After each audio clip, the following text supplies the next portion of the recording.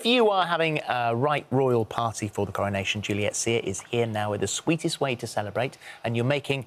It looks like, when you look at it, it scared us when we saw it first thing this morning. Thought, how are we ever, mere mortals, ever going to make that? But you reckon we could do it? It's completely doable. The thing about this type of cake bake is, you know, there's not a lot of hands-on time. It's loads of waiting for setting, chilling. If you do it over, like, the whole day or even a couple of days, you know, it's when people give themselves too much pressure and try and just throw the whole thing together.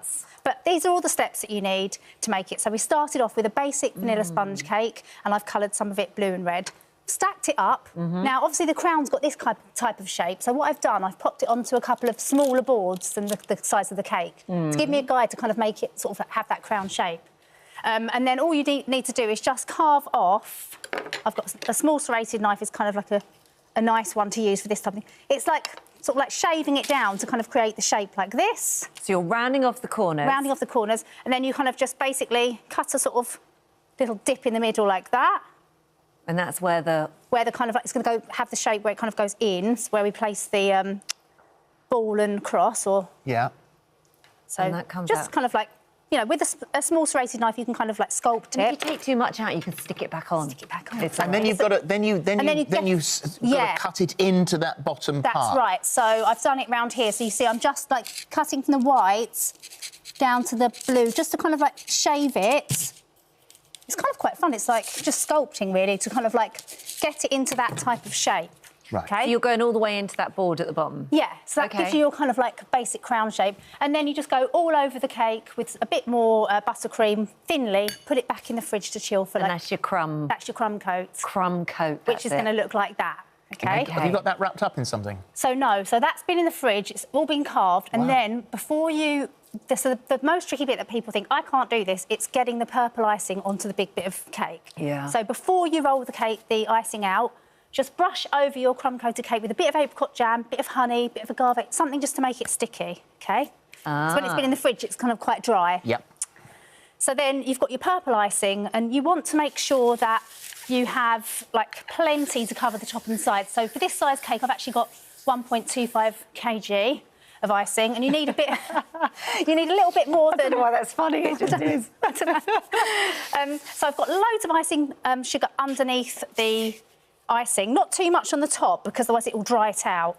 So you want to roll it nice and big, so you do need a big rolling pin. And then it's the thickness you want to get right, You want to get the thick... So when you do it too thin, it's impossible. It kind of will tear, it will rip, and you get to see all the lumps and bumps of the sponge. What are these things you've got either side of it? So these are pastry guides. You can get, like, little guides that go on the end of your pin. If you don't have them, it's absolutely fine. You just need to make sure that you keep coming down to eye level and sort of like just checking that it's all roughly the same thickness. When will you know? How do you know when to stop? So it wants to be a bit bigger than a pound coin. So this is the right amount to 1.25 kilograms is enough to go over the top and sides of this size cake. So the thickness of a pound coin? A little bit thicker than a pound coin. OK.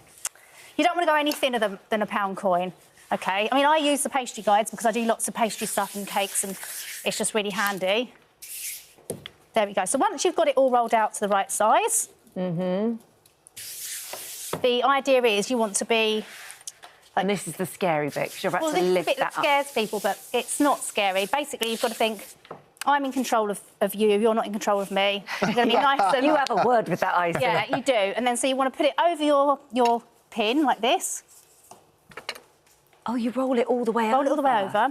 Then bring your sort of sticky cake into the middle. Oh, God.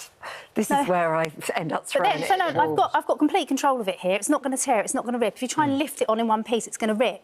So now I can come down... see how you get the dimple in the middle. Well, so I can line it up. It's in the middle. Yeah. And I've got enough on this side to cover this side that's facing me.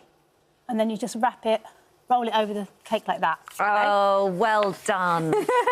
Then just using your hands to smooth it round. Yeah. And you can sort of use your fingers to dimple it in there. You can do that. And don't forget, we're also going to be adding all of this extra decoration over the top of the thing. So if you've got a little bit of a tear or a rip in this bit, then you won't see that. It's really only those bits you're on now that need to be accurate. Exactly. Because the rest is covered up, isn't it? Yeah.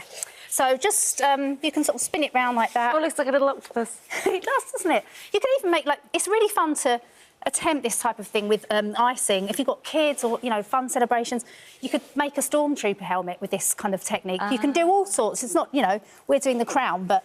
So you basically just want to smooth it down. Don't worry if you get any creases and rips around here because you're going to cover it. And then you just trim it off so you've got a nice, neat clonk. Yeah. Yeah. Well, yeah. And then I realised I haven't got my earpiece in. Sorry, everyone. That's all right. Pop it back 2 in. minutes, thank you. So concentrating too much on We'll icing. tell you the timing. So this is the same stuff, same icing. You just roll it out into a strip. It's quite a good tip to make a piece of string so you know how much of a sausage to roll. Yeah. Flatten it down and cut around a ruler to make a nice, neat strip. And then over the top. And then for the last piece... And you just stick it on itself? So you could, again, use... I've got a little bit of edible glue here. You could use honey, agave... Oh, I see. Even a tiny bit of vodka or gin, if you know, whatever you want. Not too much, not just water, because it's I might have a bit of that knocking around. Yeah, I do that. Yeah, a nice bit of that when you're doing a late-night bit of cake action. I can consume many a gin, I can tell you. I bet the cake doesn't turn out looking quite so neat after that, though, does it? I don't think it brings out the creativity. It's just literally put it on like that to join. About a minute left now. OK, and then, so what I've done here, I've just piped some edging with some royal icing, which I've coloured the same sort of colour. So you just basically do some Yeah. dots like this. Let that dry for about... In your 45 seconds, is that ball there that's the important thing? Ball, how do you make that? So this is... the top bit is done on a Rice Krispie treat. And they're really good for doing all sorts of cake decorations. You can squish it really, really tightly, and it's lightweight, and you can sculpt it to make a ball. Yeah, so it won't... If you do it with icing, it just goes like that. And then you cover it in icing, make it into a ball, do that the day before. Thing, yeah. Cut out a square, and I just put some cocktail sticks on. And then you basically leave that to set, glue it on with a bit of... Bit more.